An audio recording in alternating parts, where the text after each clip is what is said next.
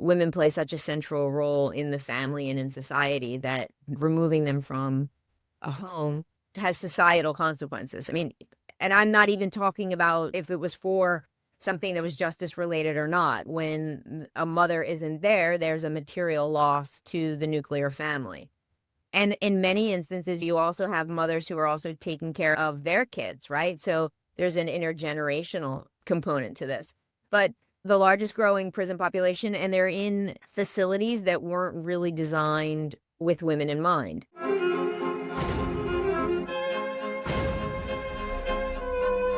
Hello, welcome back. This is Andreea Parc And Alexa Dumitru. and this is Alive.Again podcast, a podcast where attorneys and other professionals meet to discuss real life challenges and how our decisions shaped our journeys.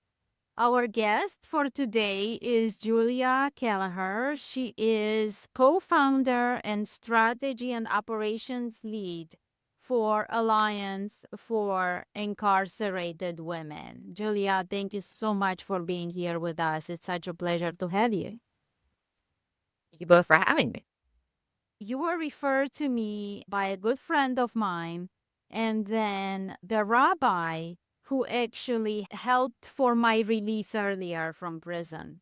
It is an emotional discussion, especially its Alliance for Incarcerated Women. So let me ask you, how did you get to co-found this alliance? It was really thanks to Rabbi Z. I mean, Aleph Institute is an amazing organization. They have really done incredible work for thousands of people across the nation, people inside as well as their families and other people who are trying to support them. And so I had the good fortune of by a close friend who also knew the rabbi and then introduced me. I think there are moments in life when the right opportunity presents itself because that's where your heart is and that's the work you're supposed to be doing. And I feel grateful and blessed that I have the opportunity to have his vision come alive and really be part of, pun intended for the podcast, but to be part of work that's now supports that are available for women who are incarcerated and their families. Thank you so much for the work that you're doing. Thank you for your Amazing. support. You guys have been a great support. I appreciate that. Give us a little bit of the behind the incarcerated women. So, do you have any numbers for our listeners to have an idea of how many women are incarcerated and their families and their children? Yeah, it's the fastest growing prison population. And I think it's also, they're proportionately smaller. So they're not reported as frequently. And there are more male prisons than there are female prisons. But the number of women has continued to rise. And I think the most important part is that it's not just that woman that winds up being affected. It's if she has children, the people who become the caregivers, if she was a caregiver herself. Women play such a central role in the family and in society that removing them from a home has societal consequences. I mean, and I'm not even talking about if it was for something that was justice related or not. When a mother isn't there, there's a material loss to the nuclear family. And in many instances, you also have mothers who are also taking care of their kids, right? So there's an intergenerational component to this. But the largest growing prison population, and they're in facilities that weren't really designed with women in mind. And so going to prison is traumatizing, but even more so for a woman because we are socialized to engage in particular ways from birth, right? And none of a prison environment allows for that. I think the last thing I'll say is that the large majority of women who are incarcerated have landed there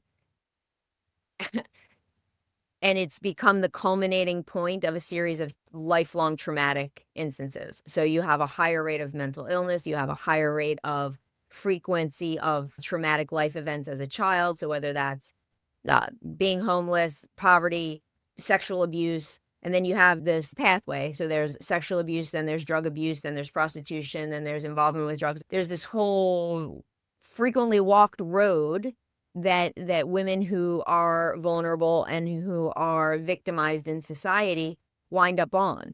And so the notion that every woman who's in prison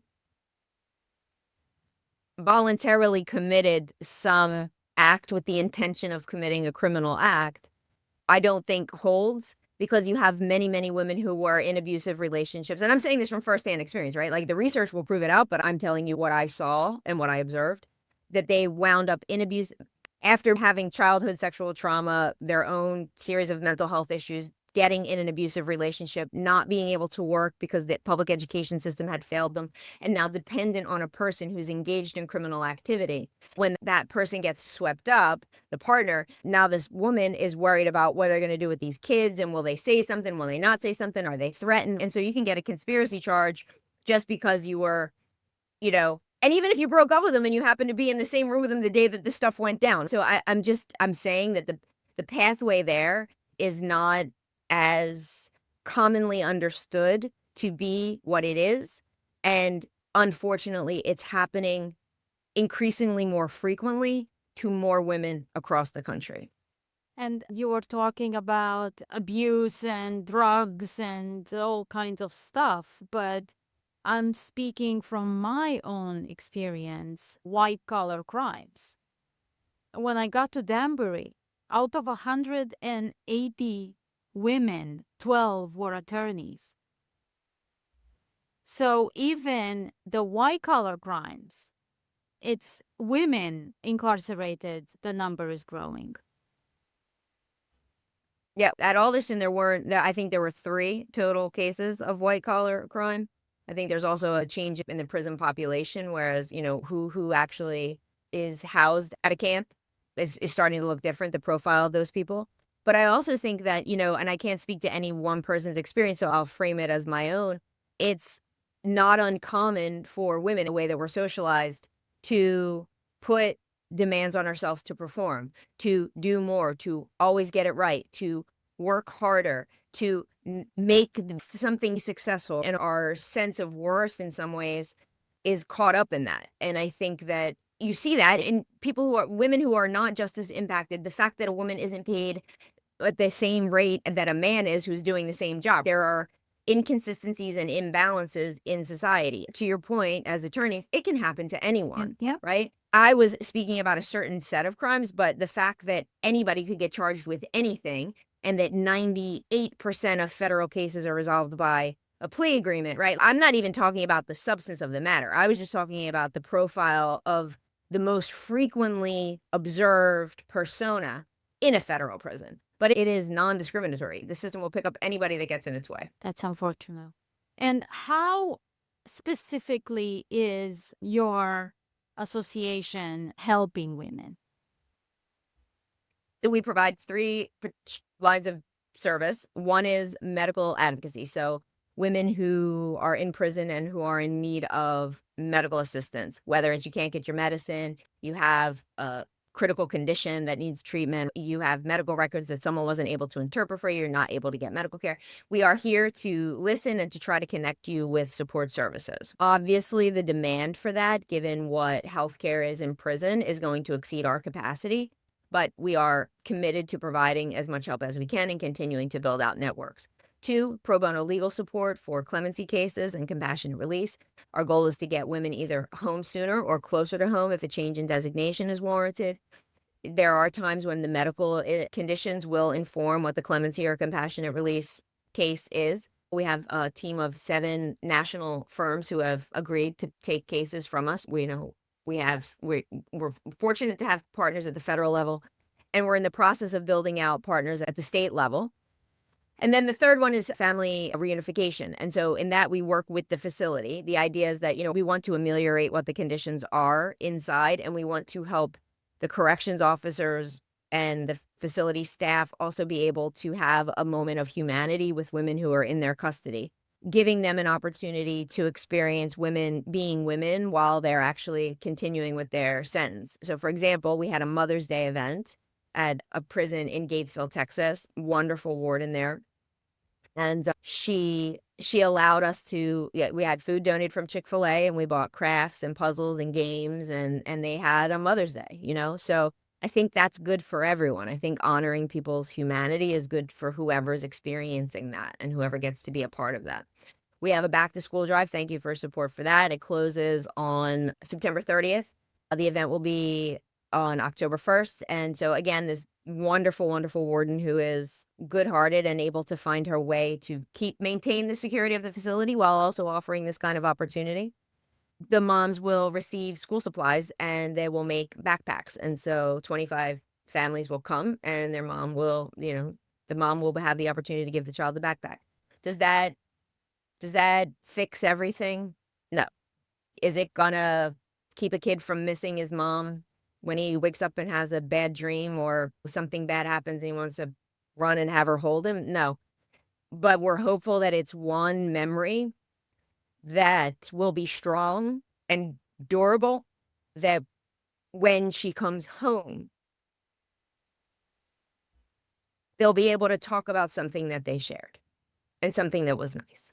So, Yeah. we're open for ideas. I'm grateful for the facility. The other great thing that I will tell you, have a fantastic team of interns who single-handedly, 2 young women at GW ran a hygiene drive because we also partner with the DOC in DC, who another tremendous group of women who are committed to treating the women in their custody with dignity and honoring their humanity.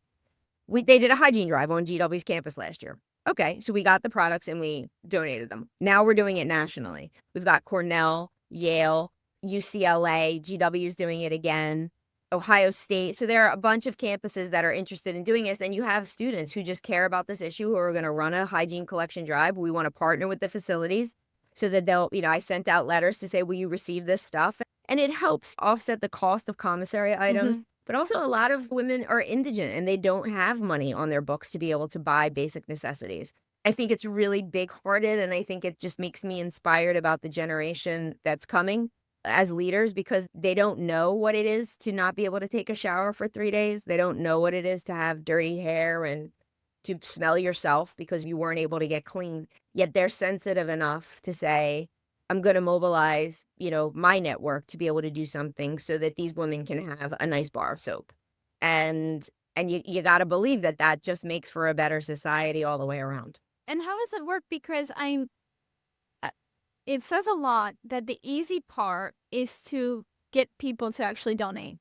But how does it work actually reaching out to the prisons? Because I know that not all wardens are nice and not all wardens necessarily care. So how do you mediate that?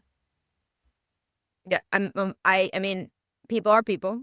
People in every profession. You can go into any Target and you might get help at customer service and you might not, you know? So people are people. What the thing I can control is how I show up and what I offer. Take it or leave it. If it's not welcome in one place, I'll knock on another door. And I think we create the change that we would like to see in the world by persisting, and one gets one. And at some point, I'm going to choose to believe that there will be more good and more people who choose to participate because there's recognition. And these guys are also suffering. That job is not an ideal setup where you're responsible for the punishment of other people, There was an HBO show that aired about how corrections officers are going through this whole trauma because of what their work requires of them. Sometimes I get a no. And I can always try again. I can find another person. You can go upstream, but it's true. I tried to donate my books to Danbury, to the camp. Mhm. And they replied, we're not accepting donations. So I tried through some other avenues. I was able to have my book, both in English and Spanish, accepted by Idovo, is the educational platform. So inmates can read the book on the Great. on See? yeah. Where there's a will, there's a way. True. Yeah, If that's- it were easy, everybody would do it. yeah. Right. Because we were watching a documentary on Netflix with those gentlemen, and I believe it was also Texas, where they were making blankets. The quilting. The quilting. Yeah. Oh. They're speaking at one point about how they're the only facility who has something like this. And it's just really sad that there's not many wardens who accept to do programs like this. for people, because at the end of the day, Like you said, people regardless, are people too. We're all humans. Yeah. So, I mean, what are you gonna do? You know what I right. mean? Like, I don't know, but I think instances like, that program, I do work in Pennsylvania. There's the Little Scandinavia unit. So, I mean, that's another model program, and it's a great thing to see. And I think when other people see it, when it becomes normalized, you can have a change in practice. I mean, at some point, we didn't live 24/7. I mean, in 1992, we didn't have the internet like we do now, and people weren't on email. I'm on email 24/7 trying to get work done. My life doesn't exist without the phone, right? I mean, it did for a period of time, just for the record. I did function for 6 months without it, but that's neither here nor there. But it happens gradually over time, right? So I think maybe if we draw a line in the sand today and we say, "Look, we don't have an abundance of these programs," but if we're intentional about saying that's a goal, then what we wanna do is see that proliferation, and we want to grow those. So from today till the future, like, how could we change it? Because at some point, there weren't any. At some point, this quilt program was the first one, so there's gotta be 1, and then there'll be 2, and then there'll be 3, and we'll take it from there. And I think it's just optimism, I mean, you can Yeah. confront this work with a lot of different emotions, and the one that works for me is knowing that I'm bringing some light somewhere, and I'm attempting to do good, and that's the world is broken, and repairing it is a noble effort, and it's not gonna be easy to fix, but every one thing that we do is a step in the right direction, and that's good enough for me. Yeah. How is it? Be the Change in the the world that you change wanna that you see. want the world. Yeah. Yeah. Everything Yep. starts with each and every one of us.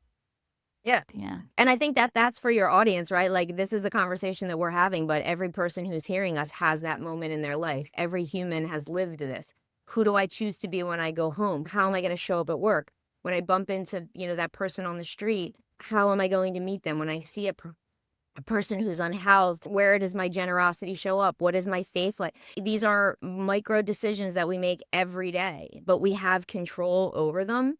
And that one thing, prison is a great context to see this in, but that one little thing that you do for someone means the world. Yeah. And had I not had that experience of being in a prison, then I wouldn't have appreciated that to the same degree. Every little thing that we're doing, you doing this show for other people who want to hear, important ideas or be encouraged in their work. A lawyer that tries 15 cases, loses 14, but the one got through, you know what I'm saying? And so it's a struggle, but the 14 that you stood next to, even though you lost, you stood next to them, and they wouldn't have had anyone there had it not been for you. So I really think it's just a reframing of how we're choosing to toil away our hours for some positive net gain. Definitely. So let us know, for our listeners, how can they help today? So visit the website. There's a contact us form. So if you would like to get involved, we take volunteers. It's a national organization. We can take volunteers from across the country. If you have an idea or a program, if you have a connection with a facility, if you work in corrections and you think there's an opportunity, if you know of someone who needs support, anything, reach out and suggest what feels comfortable to you. If you have the capacity to give to the back to school drive, there'll be another one. There's another issue, actually, I'll share with you because this is another way that the audience could help. I'm partnering with a facility in Delaware, and we need to source underwear. There's a shortage, and so I think this is probably it's still hard for me to wrap my head around this, but we need financial support to be able to ensure that women have clean underwear. And I think that that's a pretty basic need. And it's not to say that they don't have any, it's just that they don't have enough, right? So there's conditions then that are around that. So a woman leaves and won't leave with any, and she'll, you know what I mean? And that's all she has. So that's another way to get involved, is to think through, what do you have, what's in your network, who do you know, what kinds of things could you contribute? Because there's a lack of pretty much everything in a prison. And so those things that are really the most basic needs are where we need the most support. But all ideas welcome, all opportunities to speak about our work with other people. If you're a lawyer and you want to do pro bono work, fantastic. A medical provider who wants to partner, everyone is welcome. There's more than enough to do. And that's why we do this podcast, because all of these podcasts about prison talk about the fights, talk about the broken whatever, the arguments, the true crime stuff. But Because that sells. because that sells. But nobody talks about those women who don't have underwear, or those children who wake up from a nightmare without their mom. I mean, these are things that are still not spoken about, and nobody thinks about it. Yeah. I mean, to be fair, right, I didn't know it was this bad until I had my own experience. So thank you for the opportunity for me to share what I know and what I can contribute to the conversation, because I believe that there are other people who are also unaware, and when they find out, are motivated to do something, because it becomes something about human dignity. One of the most difficult things that I experienced in prison was watching another person suffer and not being able to help. For anyone who's listening who is empathetic towards someone being in a situation where you could never imagine yourself, the compassion and the generosity to say, you know, thank God that I'm okay and I have this bit, and someone who deserves to be clean and to have clothes to wear and to be able to connect with their kid, because many people are there not because of their own doing. So we can't lump them all together and say they're women in prison, they must have done something, they don't deserve anything, they have to pay the price. I don't think that's too broad of a brush. But even if they did, they still deserve to be treated with humanity. Unconditionally. Yeah. And we would want the same for ourselves, for our mothers, for our children, for our grandmothers. So, Yeah. No, it's very true. And I speak about in my book of the kindness and humanity that I received from fellow women in prison. I mean, it was incredible how much kindness from a stranger. And who also didn't have who also anything. basically has Yeah, nothing at that point, exactly. right? Yeah. Like, has nothing and is giving you the last little thing that they have, right? Because they understand what it's like to go without, Yeah. you know? Yeah. And so many people don't know who people that don't experience prison or don't have somebody in prison to tell them the experience that they went through, they don't believe. Mhm. They don't believe that underwear it's not available. They don't believe that food is sometimes expired or it's not For human consumption. unfortunately. Yeah. There are so many things that I don't even want to remember that I've been through that. But I'm so many times I'm thinking and I'm praying for the people that are in prison because I know what they are going through. And I'm praying for their children because she was one of them. And I probably my suffering was worse because of her. Yeah, sure. You don't want, I mean, this is the whole point of the backpack thing, is that, you're suffering because you feel responsible as a woman and it's your child. And it looks, for all intents and purposes, that you're not fulfilling your duty as a mother because you can't, but we can't assume that you didn't mean to or you don't want to. That's not a logical follow on. Yeah. Yeah. So I tend to agree. Now that we're approaching the end, it's that one question that I ask every guest. What is one activity in your life that makes you feel more alive? I would say running. I think when I run, I enjoy it very much. I think I was able to do it more when I was younger, but my knees don't hold up as well as they used to, because I'm good. Like, I'm good on the day that I run. Tomorrow, I might not be able to walk, and then it takes like 3 days, and then I can do it again. But I would say I feel the most alive when I'm at full force, you know, sprinting. Yeah. Well, thank you so much. It was such a pleasure. And the work that you're doing is absolutely incredible. I will continue to share and to post and to tell as many people as possible because helping others, especially women in prison and their children, a very important cause to continue doing.